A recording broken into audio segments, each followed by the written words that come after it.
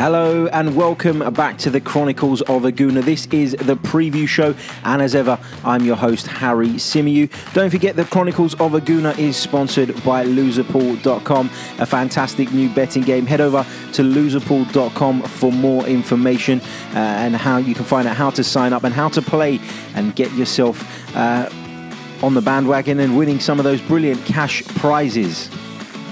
On this week's edition, we'll be looking back at the victory over BATE Borisov. And of course, we'll be looking ahead to this weekend's clash with Southampton. After all, it is the preview show. My guest this week is football writer and podcaster Connor Dunford. He also happens to be a Southampton fan, so he'll be giving us some insight into Ralph Hasenhüttl's side ahead of this one. Right, let's begin with the victory over BATE Borisov. Arsenal safely through to the round of 16 of this year's Europa League competition. At the time of recording, the draw hasn't been made yet. I'm recording this on Friday morning, so we're still not sure who we'll be facing in the next round. So, of course, we'll be updating you via Twitter on that as soon as we know who our opponents will be. But let's start with the game yesterday. Obviously, the attendance was pretty poor, but given the kickoff time, it's understandable, isn't it? I mean, normally I moan when I go to games and, you know, there's lots of season ticket holders who choose to stay away. But yesterday was understandable.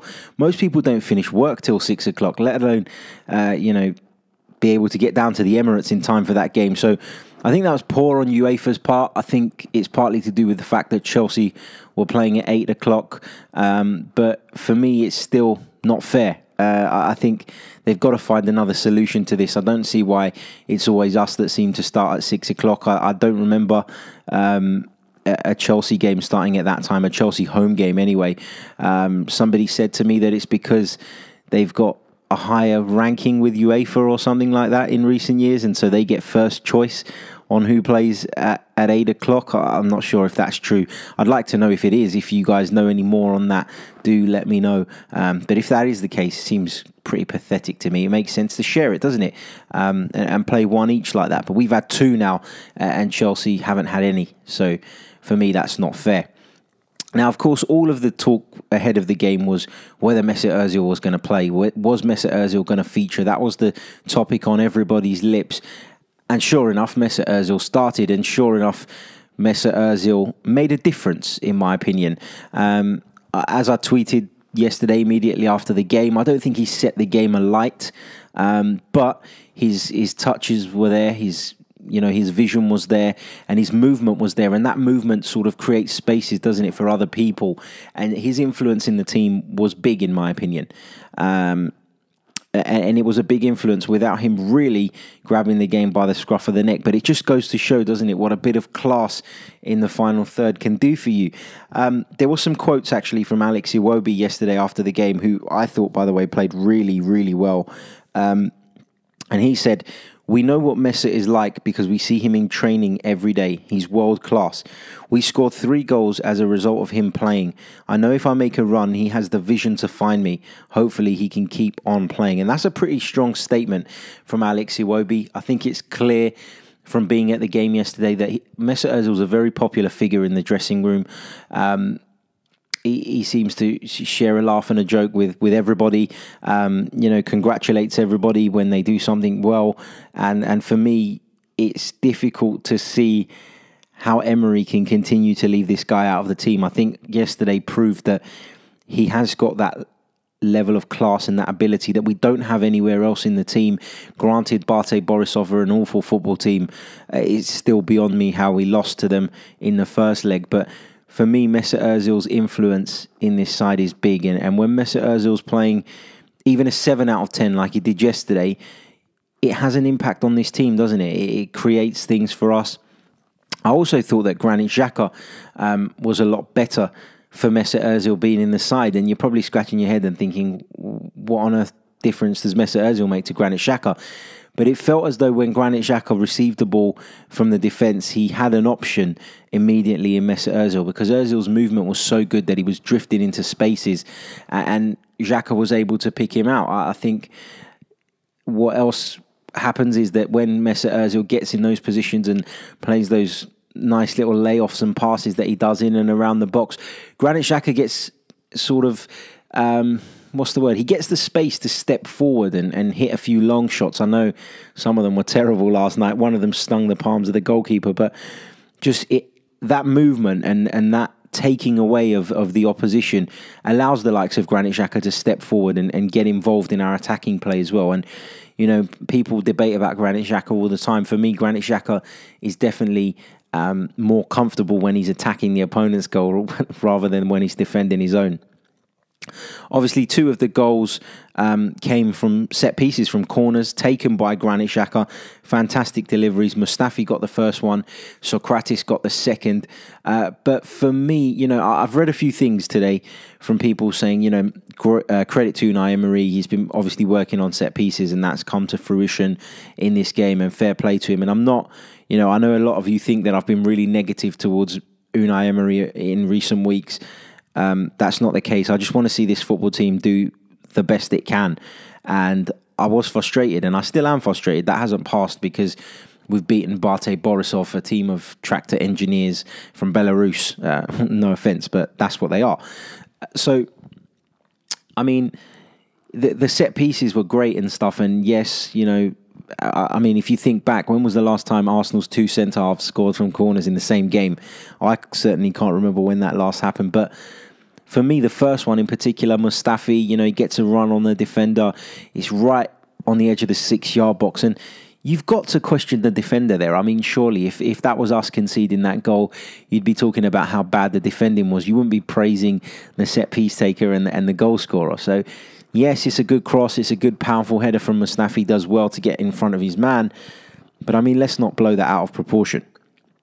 And the same with the second one from Socrates. You know, the corner comes in, goalkeeper caught in absolute no man's land. Defender switches off because he thinks the keeper's going to get it. And Socrates just rises that a little bit higher and manages to guide it into the goal. So, you know, and obviously the first goal was an own goal. So, yes, we won, let's be happy, and it was an efficient performance. I'd say that's the right word. There was a scare in the first half. Despite what some people are reporting, I thought there was only one real scare, and that was the one that Stefan Lichtsteiner cleared off the line. Other than that, there was a couple of other speculative efforts. One in the second half that Petr Cech saved comfortably, and one from a very acute angle in the first half. And to be fair, it was never going in. It was always going in the side netting, such was the angle. So, no real scares, and we're through, and that's what matters.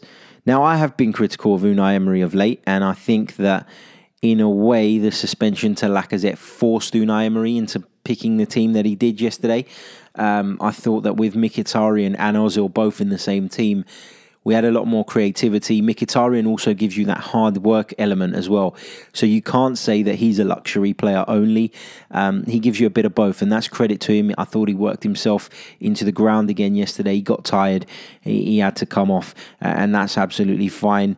But yeah, you know, I think having both of them in the team gives you a little bit more invention. I thought Aubameyang was more effective in the first half yesterday, pulling out onto that right flank at times. And then what you do is your runner, your Mkhitaryan or your Ozil, who's pulled out there, then gets the space to drift inside when the forward does that. So it's all about interchanging positions. And I think that this Arsenal team that we saw last night was able to do that perhaps better than some of the other teams Unai Emery's picked of late. I think when you play with 2 centre forwards, you're restricted in what you can do in terms of interchanging. People talk about Aubameyang operating from the left. I think he's not very effective there.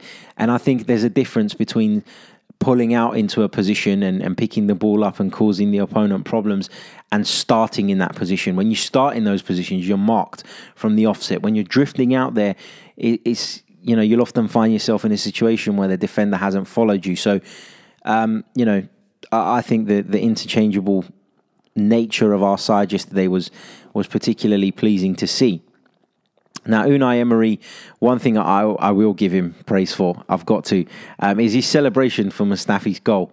I mean, they showed it on the big screen as soon as the goal went in, and as the cross came over, he sort of makes a headering motion himself, as if he's headering the ball himself. And then you can see the passion. You can see the passion from Emery when the ball goes in the back of the net. And whilst I may sometimes question his tactical decisions, question his team selections, you can never question Unai Emery's passion, and for that he deserves immense credit, because I thought, not just yesterday, throughout this season, we've seen how much this job means to him, and it's nice to see someone care, isn't it? It's nice to see somebody so into it and sort of celebrating like a supporter. I know others think it's unprofessional. For me, I've got no issue with it. I think it's brilliant, and I enjoyed seeing that. So looking ahead to the Europa League draw, which, as I said, takes place a little bit later on today at the time of recording, just looking at the teams left in the pot now, all the teams that I'm about to tell you are able to meet each other. There's no seeding or country protection except the teams from Russia and Ukraine. They cannot be drawn together for obvious reasons. But there's Benfica in there.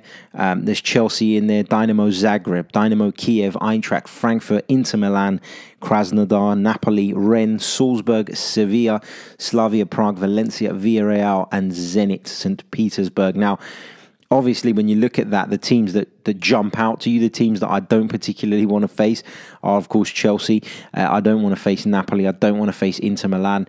I'm not overly enthused by the prospect of playing Sevilla.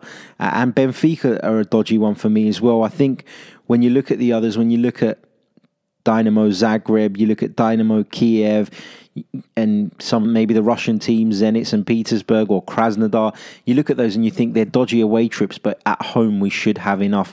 So you wouldn't be overly disappointed if we got one of those, I don't think. But another team in there who are kind of the dark horses, I feel, in this draw is Eintracht Frankfurt. They're a side who you don't know what you're going to get from, and they could be a potentially dangerous appointment. A reunion with Santi Cazorla at Villarreal would be nice, I guess. But yeah, it's an open draw, so we'll have to see how it goes. And, hopefully we'll know, obviously, well, not hopefully, we will know later on today who we'll be facing. And we'll touch on that on Tuesday's review show and get our guests' thoughts. Right, let's get back to business. This is the preview show, as I keep on saying. So it's only right that we preview this weekend's game.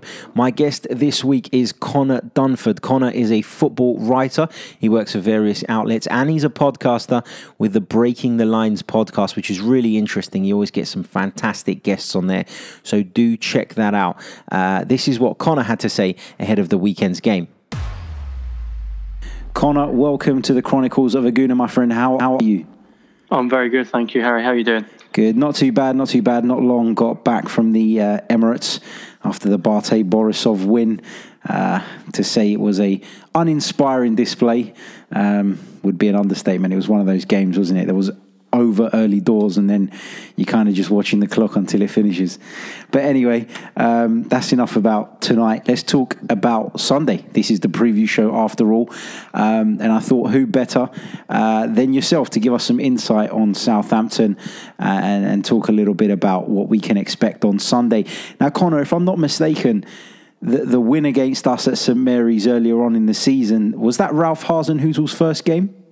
It was his second game. Second, that's right. Yep. We lost to Cardiff 1-0 the first game, but that was with like 24 hours training, so it was just his first unofficial proper game, really.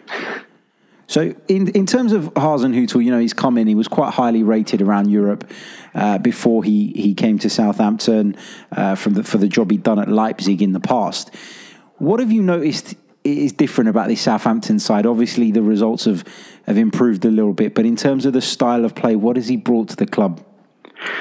Well, when the name was first bounded about on Twitter, obviously everyone does their research, and we came across Archie Rhine-Tut, who's a Bundesliga expert, and his description was, "You are going to run a lot," and he wasn't wrong. We run and we run and we run and we run.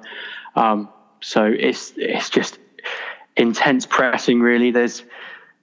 I wouldn't strictly say there's an attacking style or pattern, but it's almost forcing mistakes from the defence. I mean, as you guys were the victims of in that win earlier in the season.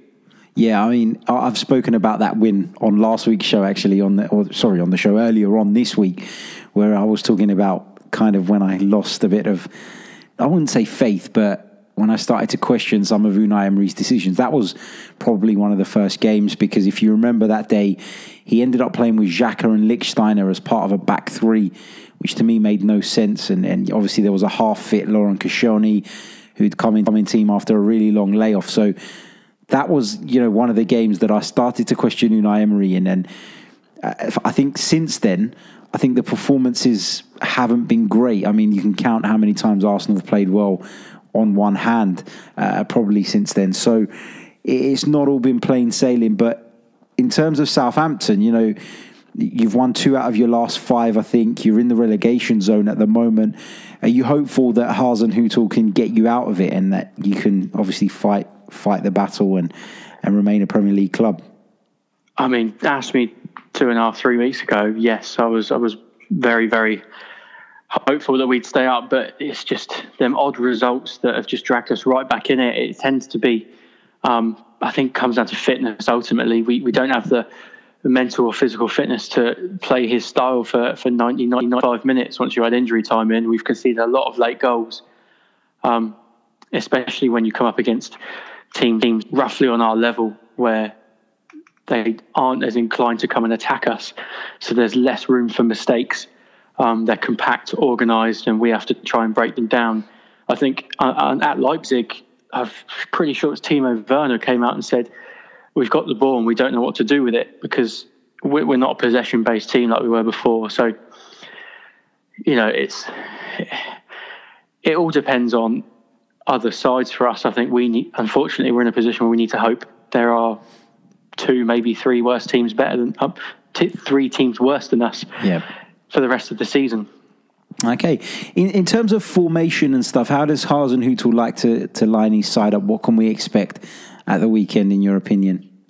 It's going to be 3 or 5 at the back, whoever you want to call it. Bertrand's back, which he's going to start getting into the groove of things. That's a big positive for us. Jan Valery at right back has been, revelation is a strong word, but compared to what we had before in Cedric, he's been fantastic. Vestergaard is improving at centre back, as well as Bednarek is another one who's just a diamond in the rough, really. And then it's going to be one of Stevens or Yoshida in that role there. That's probably the weak link.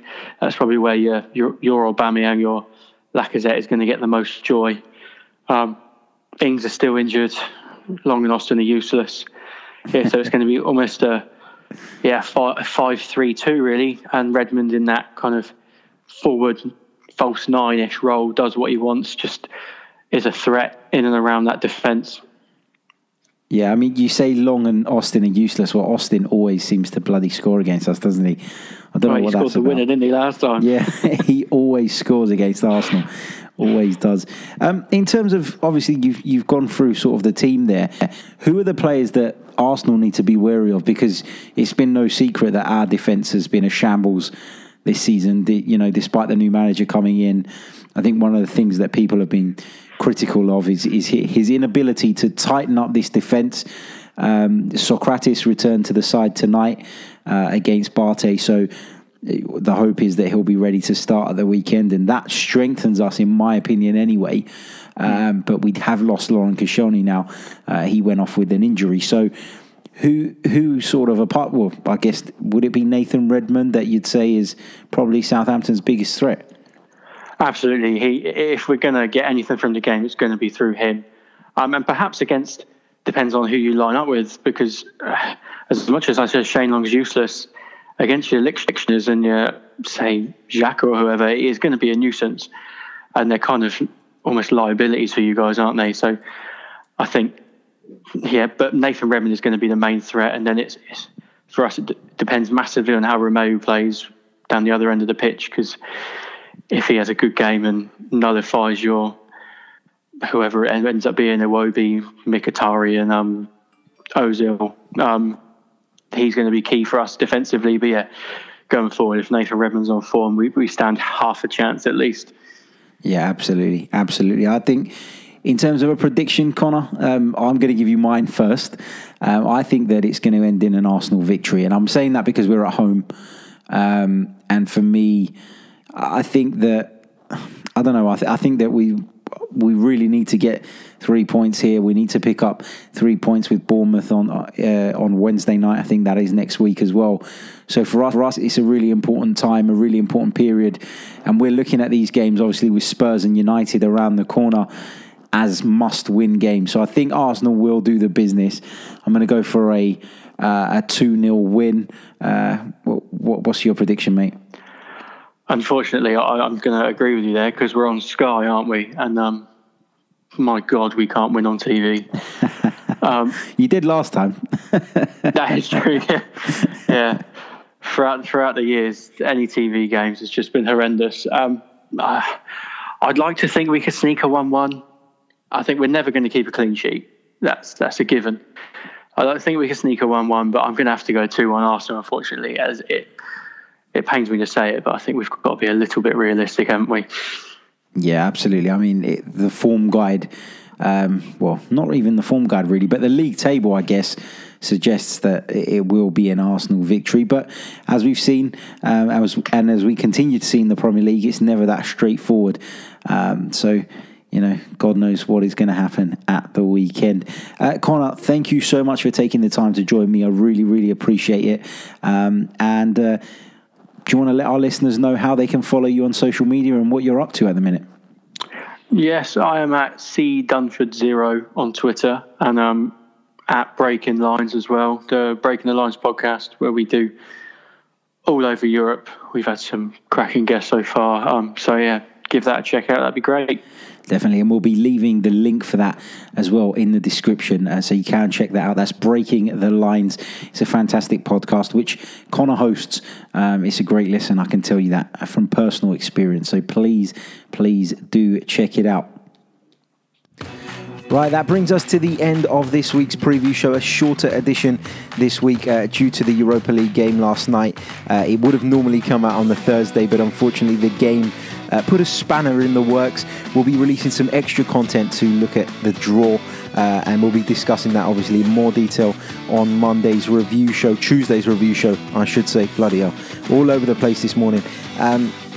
So yeah, we'll be back then, and my guests this week are absolutely brilliant. We'll be joined by former Arsenal midfielder David Hillier, and we'll also be joined by Jonathan Liu, chief sports writer over at The Independent, who wrote a fantastic article on Arsenal just a few days ago. So we'll be touching on that too.